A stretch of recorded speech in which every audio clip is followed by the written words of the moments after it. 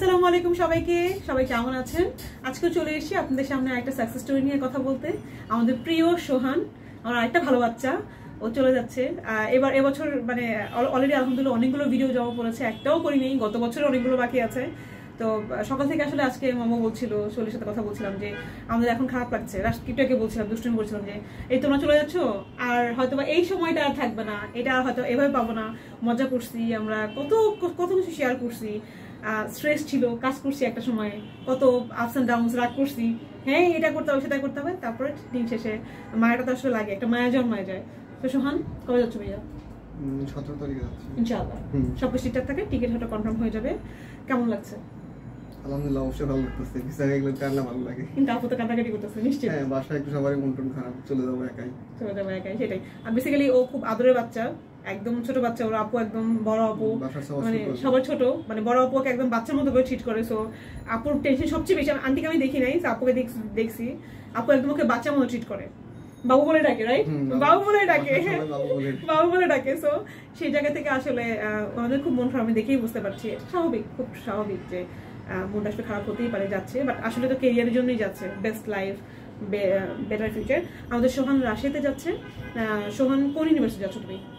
Russian State Academy of Intellectual Property, মস্কোতে। মস্কোতে যাচ্ছ, ওকে। তোমার একাডেমিক ব্যাকগ্রাউন্ড কি ছিল? আমার একাডেমিক ব্যাকগ্রাউন্ড ছিল bachelor of science in mechanical engineering. আমি International University of Business Agriculture and Technology IUBAT থেকে মেকানিক্যাল ইঞ্জিনিয়ারিং বিএসসি কমপ্লিট করেছি 2022-এ। বর্তমানে জব করছিলাম, জব ছেড়ে দিয়েছি যেহেতু মস্কোতে চলে যাচ্ছি। আচ্ছা, তার মানে হচ্ছে বেসিক্যালি ও মাস্টার্সের জন্য প্ল্যান। তো মানে সেপ্টেম্বরে গিয়ে ইনশাআল্লাহ সব ঠিকঠাক রাখে, সেপ্টেম্বরে, আগামী সেপ্টেম্বর থেকে তুমি মাস্টার্সে জয়েন করবা। কোথায় প্ল্যান আছে বা কি সাবজেক্টে পড়ার ইচ্ছা তোমার? আমার মেকানিক্যাল ব্যাকগ্রাউন্ডে পড়ার ইচ্ছা, আমি ব্যাকগ্রাউন্ড চেঞ্জ করতে চাচ্ছি না। মনে আছে তুমি বলছিলে আপু মেকানিক্যাল কোথায় আছে, কি কি আছে, সোহান বলছিল খুব কনসার্ন ছিল। যেহেতু আমার প্রজেক্ট রিলেটেড আমার জব এক্সপেরিয়েন্স আছে, সেই ক্ষেত্রে আমি ট্রাই করব প্রজেক্ট ম্যানেজমেন্ট রিলেটেড কিছু রেলিভেন্ট থাকার জন্য, যাতে করে এটার প্লাস পয়েন্ট করে। ডেফিনেটলি ক্যারিয়ারের জন্য এতগুলো বছর তুমি পড়ছো, এটার সাথে খুব রেলিভেন্ট কথা বলছে।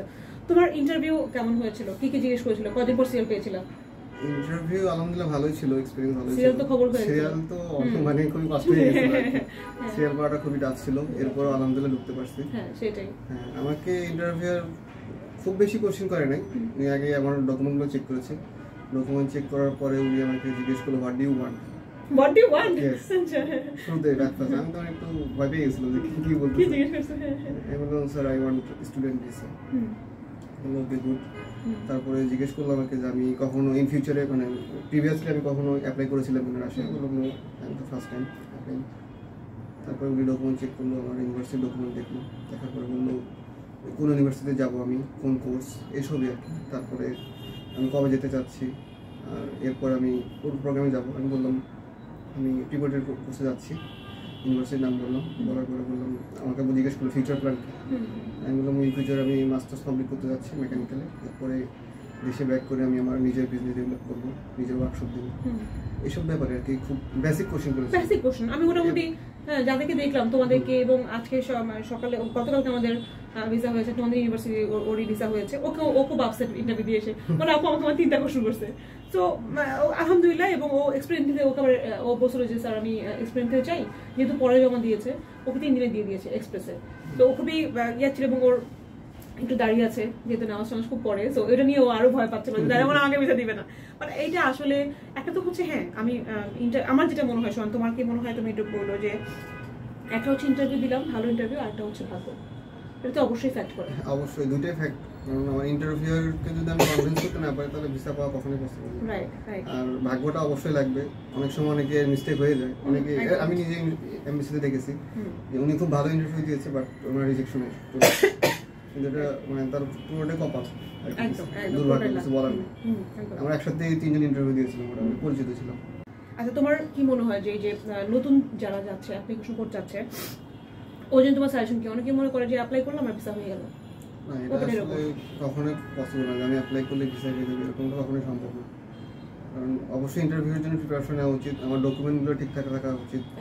এরপরে বেসিক ইংলিশ, মানে কমিউনিকেশন ইংলিশ, আমার যেটা স্পিকিং প্র্যাকটিসটা একটু বেটার থাকা উচিত। কারণ লিসেনিং এবং স্পিকিং, কারণ আমি যদি ইন্টারভিউয়ের সাথে কথাই না বলতে পারি তাহলে কিভাবে আমি সম্ভব না। আর ওদের ইংলিশটা একটু ভাঙা, ওদেরটা বুঝতে একটু কষ্ট হয়। দেখা গেছে যে ওনারা প্রপার ইংলিশ বলে না মাঝে মাঝে, তখন এটা একটু বুঝে নিতে হয়, বুঝে নিয়ে অ্যান্সার করতে হয়। একদম এটা একটু ফ্যাক্ট। এটা হ্যাঁ, আমার কাছেও এটা আমার কাছেও সময়, সেটা সবসময় আমি সব ভিডিওতে বলি যে যেখানেই অ্যাপ্লাই করুন না কেন ইংলিশ ইজ মাস্ট। ইংলিশ জানাটা একদম জরুরি, স্পিকিং এবং লিসেনিং দুটোই আসলে খুব জরুরি। তো সেই জায়গাটা থেকে আসলে সবার জন্য সাজেশন আমার এটা থাকবে। সোহান যেহেতু এখন ও তো ভিসা পেয়েছে, ওর একটা সাজেশন আছে, আমাদের সাজেশন সবসময় যেন আপনাদের ইংলিশটা ভালো হয়। সোহান ফ্রেন্ডস সাথে অনেক দিনের জার্নি, অনেক মজা, অনেক টান, অনেক গল্প, অনেক আড্ডা আমাদের। খুব কি চালাইছি জানা বলতে এই ডকুমেন্টগুলো নিয়ে প্রেশার ছিল অনেক, কারণ টাইম টু টাইম আপনারা সবসময় পোস্ট করেছেন আমাকে যে ডকুমেন্টগুলো দাও, ডকুমেন্ট অনেক সময় দেখা গেছে আমি লেট করেছি ভিসা সাবমিট করতে, তখন আপনারা বারবার রিমাইন্ডার দিতেন যে এখনো দিচ্ছ না কেন, তাড়াতাড়ি দাও, অ্যাপ্লিকেশন করতে হবে।